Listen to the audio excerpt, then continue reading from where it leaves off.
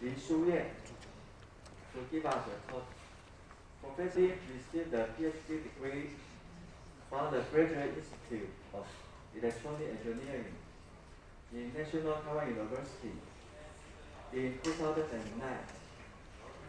He was an engineer with Information and Communication Research Laboratory in Industrial Technology Research Institute, ITRI, 工研院 from 2011 to 2030. He is currently an associate professor with the Department of Electrical Engineering in Yangtze University. His research interests include diagram and architectural design for 2D and 3D interconnection, VLSI system, 3D IC system. This talk today is titled The Experience Sharing on AI Accelerator Design. Okay, let's give applause to welcome Professor Lee. Thank you.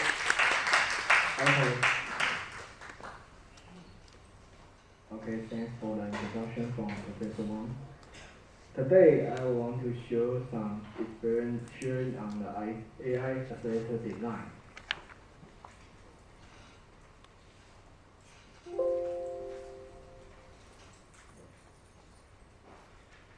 Okay, first is a simple introduction about myself. Then Professor Wang has introduced me.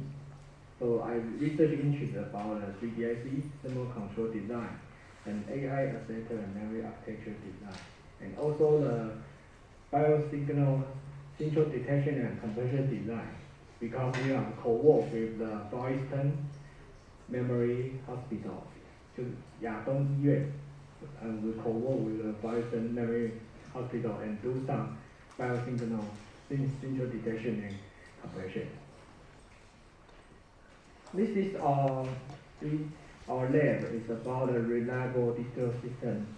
Its name, and we focus on the reconfigurable VLSI system with not only performance but also fault-tolerant and thermal-aware design. For the 2D chip, we hope that if some of parts of the functionality is fault, then the remaining part is still workable in our design. And for the 3D chip, we consider there are many 2D chips are stacking together. So the thermal problem is more serious than the traditional 2D chip. So we must use some design or some mapping method to control the functionality to avoid the thermal problem. And this is our website. So you can use this link, or you can search my name, RDS, and my Chinese name. You can find the website. Today, I do not want to teach you lots of the information about the AI accelerator. I only want to tell you some of my research experience by 3 case studies. In the 3 case studies, we often include many papers. So I will tell you what about the different case. Maybe this case will be helpful in your future research, in your master's degree or your PhD degree. The first one is the next data desire array accelerator. The second is AI accelerator with deep Q network. The third is approximated computing with AI accelerator. Okay, the case one is near data desire array accelerator. It is my first one design about the AI accelerator, but it also get a degree of prize excellent paper award in IEEE GCC 2015. Okay, let's have some introduction. First, let's look at this picture. So in traditional computer architecture, the processor, the CPU, is for computing. And DRAM is for storage, and processor and memory, they are connected by the on-chip interconnection. So if I want to run some computer arithmetic, the CPU will ask to get the data from the storage. Then the data will move from the storage to the computer. Then it will compute the result. Then the result will also write back to the storage to keep the data. So for the out-chip interconnect, you will have two problems. The first one is the memory bandwidth is low because it's out-chip interconnection. The second is there are lots of data movement between the processor and the storage. And this is the analysis about this real case. We found that there are 66% power consumption is in the data movement as the blue part. Okay, it's about 66%.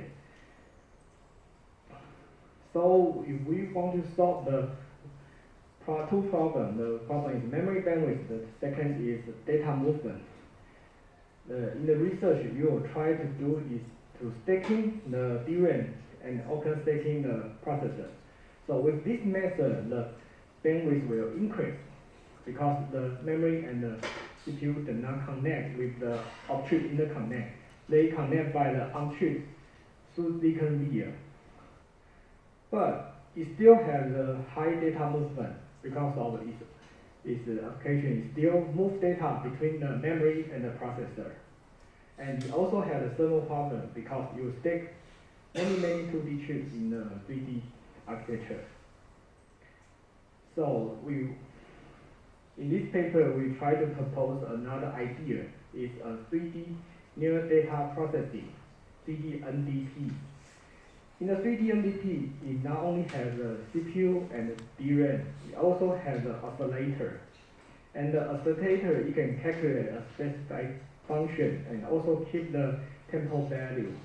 So if the CPU want to execute the special function, you will just give a command to the oscillator. Then the oscillator will calculate the special function and keep the temporal result.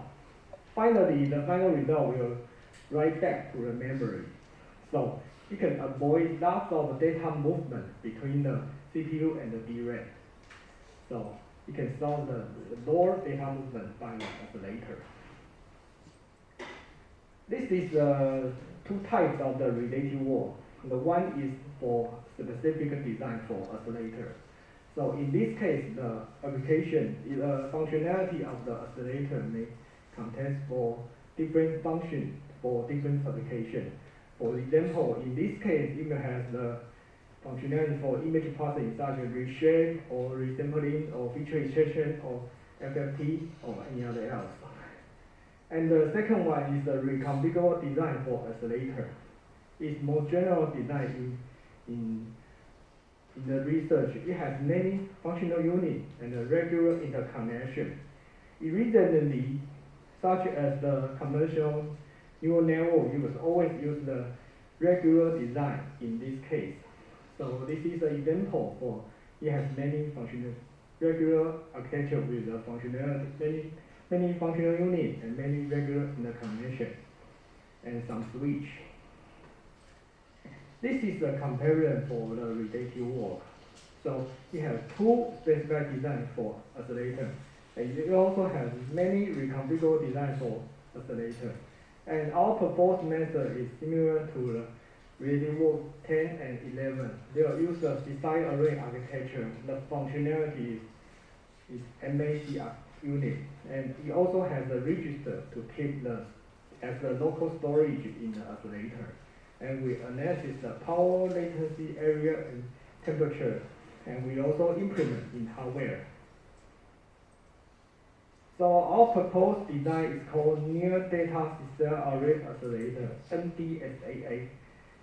First is a bidirectional design array architecture. It has two directions for computing. Its functional unit is the multiply and oscillator unit, MAC, and it has a high flexibility, high reconfiguration, and regular interconnection. We also use the register to keep the temporal value and reduce the data movement between the processor and the DRAM.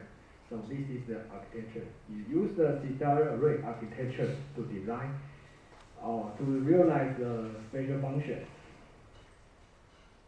In NDSA, it has two operation modes. The first one is forward mode, and the second one is backward.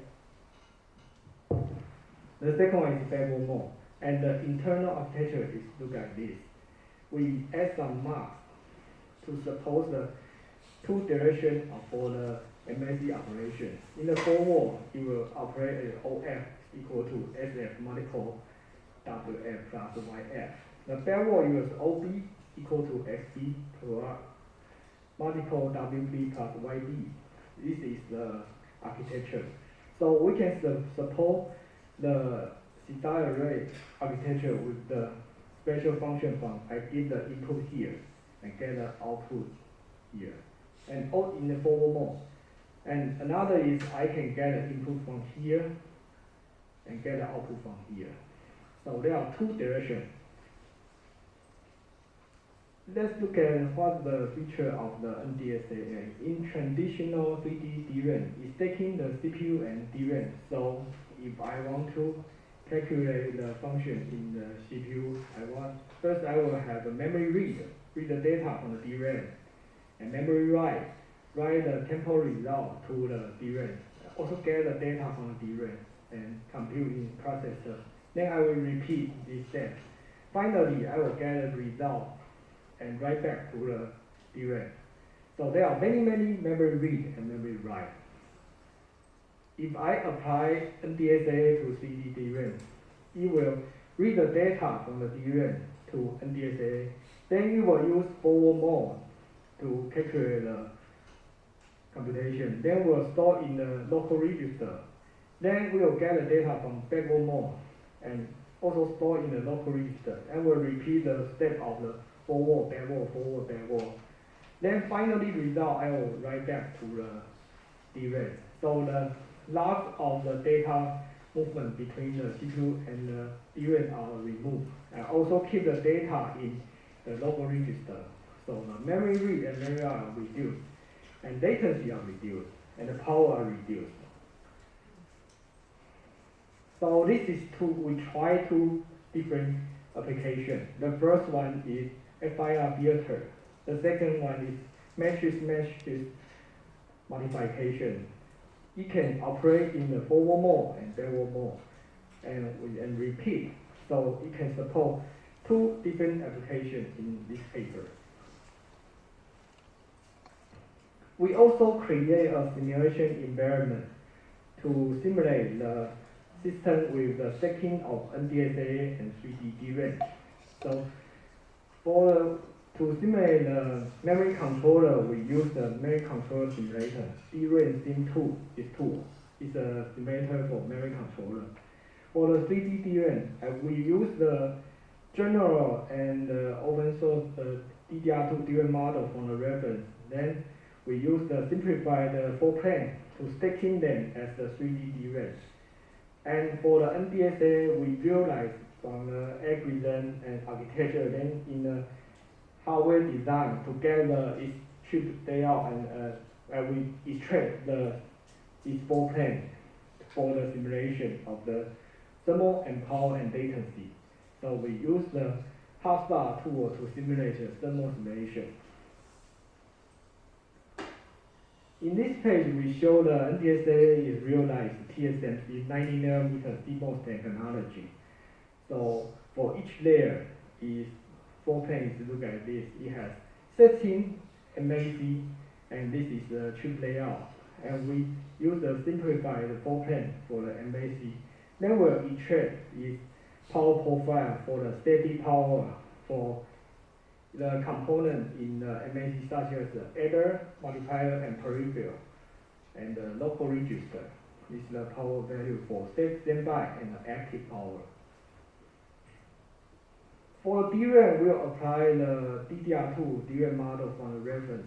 Then it has the cell bank, sense amplifier, control and pre-charge circuit, and peripheral circuit. this is a simplified for plan. Then we'll iterate the power profile contains the standby or active read or active write. It's more simple than the simpler model for the DRAM.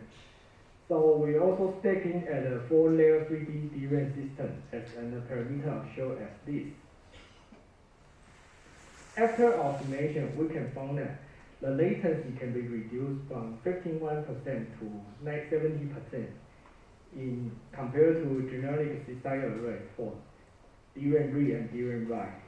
For temperature in two different applications, FIR and the matrix modification, with NDSA, because the area will increase, so the temperature will slightly increase by 0.28 and 0.64 degrees. We also show the gate count because we add the extra marks in the MAC architecture, so the area overhead will increase to about 50%. And these two pie chart will show the breakdown of the NDSA. Most of the area will locate in MAC, in NDSA, and in the MAC, multiplier will be occupy the most of the area. Okay, so the conclusion is we propose a reconfigurable near data array accelerator for the 3D DRAM system, and it can reduce the latency and also the power with a slightly increase of the area. Okay, this is my first work about the AI accelerator. Then I will still go on for other cases, such as in case 2, we try to introduce the AI accelerator with DQ network. Let's introduce the first case about the AI.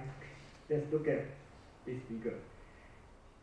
In this figure, let's look at this one. In the environment, we have many traffic signals here, right? There are many traffic signals. So if we use the traditional deep neural network, it can train in the signal. Then you will know which one signal means what, right? So they know that this 5 signal. But if we test for example, we test this signal, you will know, oh, okay, it's a question mark. Okay, then we have a new one. This signal, it doesn't know what it is because the traditional deep neural network did not train in this one, right? In this case, it's a traditional deep neural network. If we change to deep Q network, it's another one, another reinforcement learning architecture. So it has the interaction with the environment. So it can update the new traffic signal here. So in the future, if this signal is appear, it can also, okay, I can know this. So this is because it can interact with the environment and update the network itself. Let's look at another example. This example will show the basic concept of the reinforcement learning algorithm. It means that it has agent and environment. So the agent will generate some action for the environment, and environment will calculate the reward and feedback to the agent. Then the agent will have some change. In this case, we can use the previous example. It means that the agent is the network and the environment is the image with some traffic signal. So if the traffic signal has new signal here, then the agent must update the network to know the new traffic signal, right? And this is another example. In this example, it's a screen from a game. It's a FIFA 18 game. The player wants to kick the ball to the goal by changing a different power and different angle. You will try to a free kick. And initially the acceleration is about 35%. So, but after 800 try, the accuracy will update to 50%. Because you will update a different power and different angle to let the ball is go to the goal, right?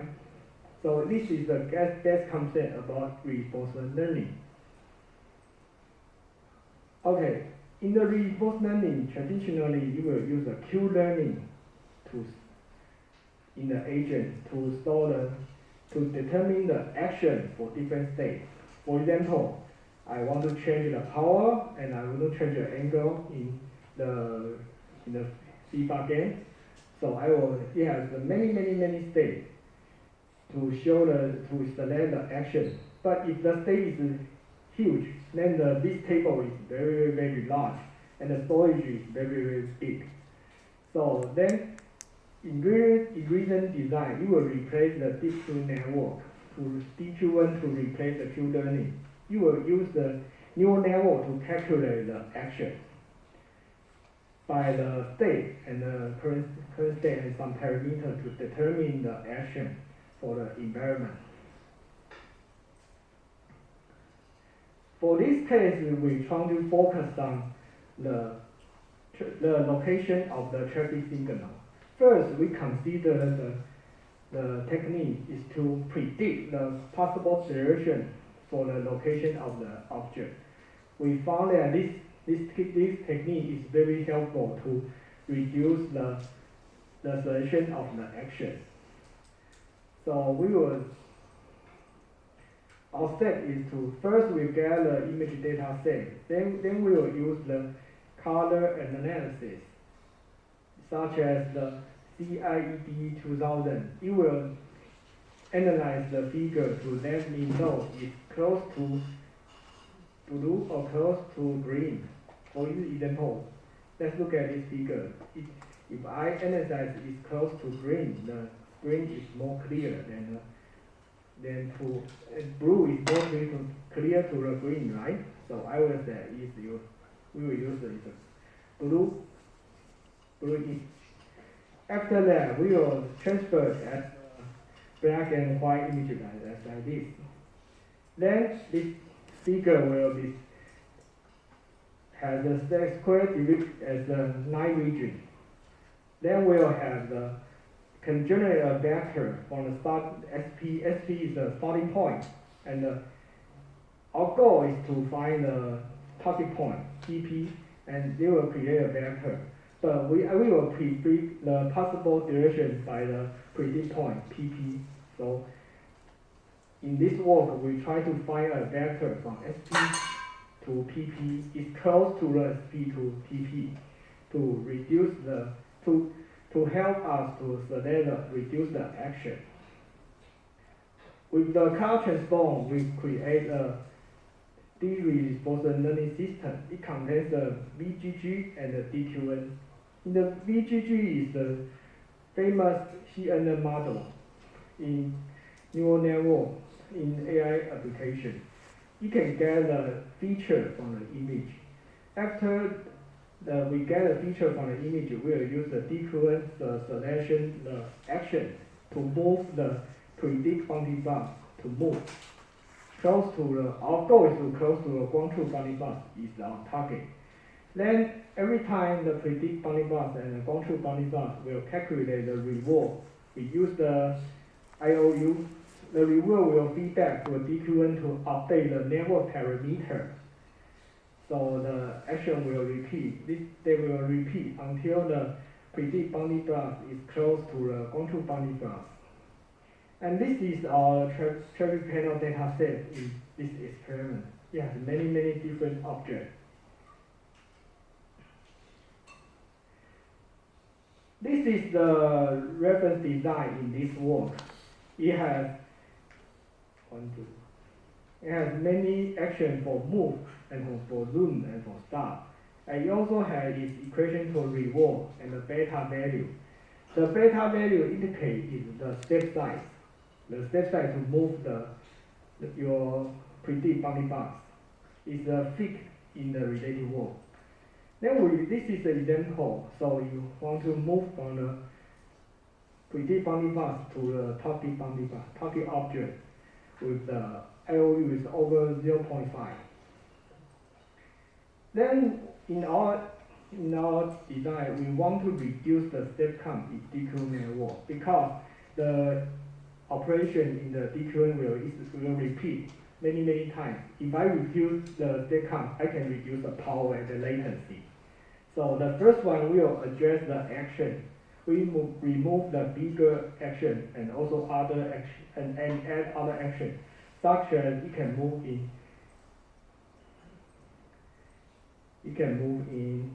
upright. This one. In up left, up right, down left, down right. We have add 4 different actions in this case. And we also adjust the beta value. So the beta is not fixed. It can change with the IOU. Because if IOU is large, it's very close to the target, to our target, so the step size can be smaller. And if the IOU is small, then the beta can be larger, so the predicted bounding box can be moved faster. Okay, this is the example. This is our reference design. And this is our design with fixed beta and add some action. The step will be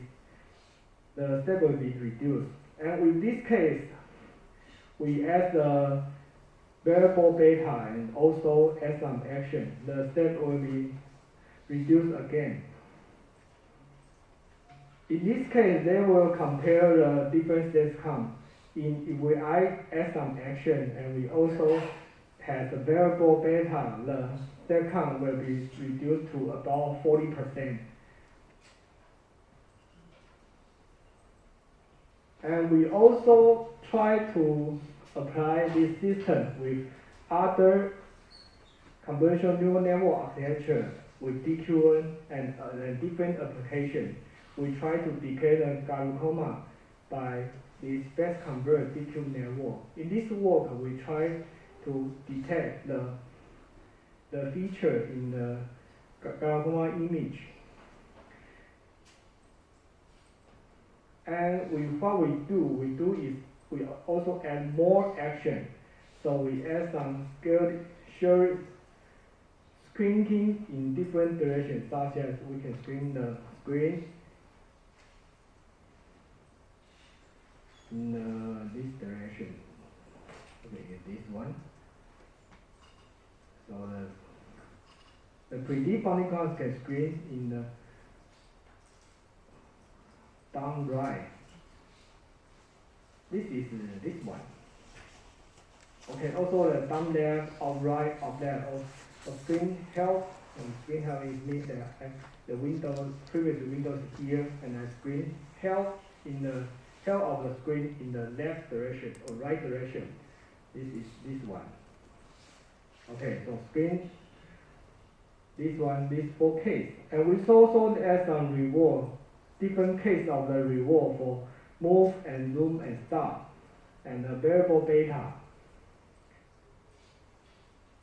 This page shows the result. This is the reference design in the related work. The step is about 30 steps to get the feature in the glaucoma image. And in our case, we only need 6 steps to get the same feature in our design. And the step count will be reduced.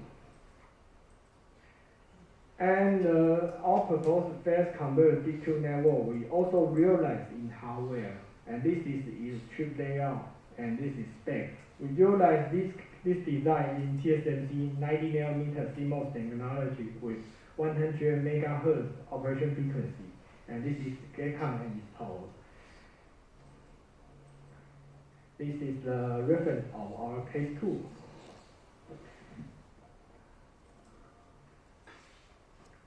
Okay, we have the third case is about approximate computing with AI accelerator. Let's look at this figure. So this is a dot, right? If we use the deep neural network with precise computing, you will get a feature in the dot, right? And calculate this feature belongs to dot feature or not, right? After I check many features, and make sure that, okay, it is the dog, so it is the highest accuracy.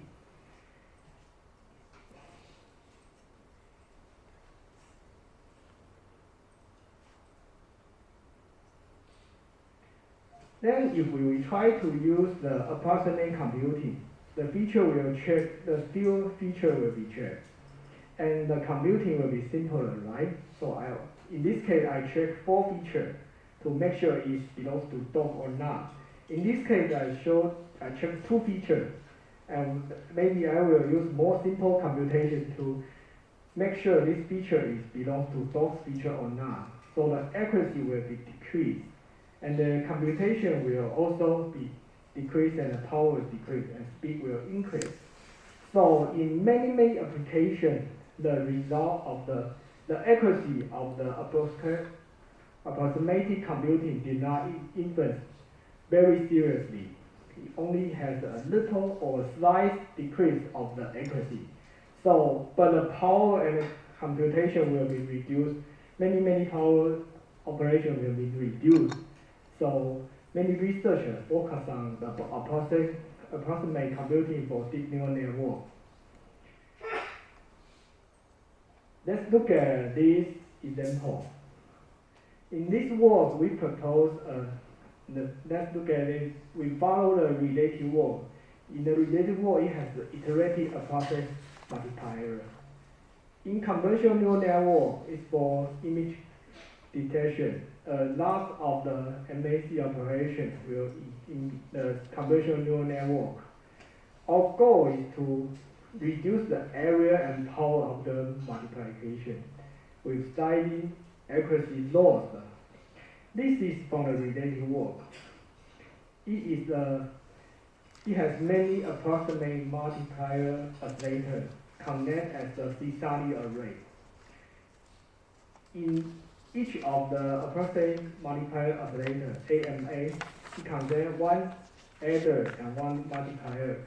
And in the multiplier, you will use the iterative approximate multiplier to realize the multiplication. In the iterative approximate multiplier, it has many approximate multiplier, and they will execute in seriously. Then every time their result will act together to scan the final result. So this is the work from the related work.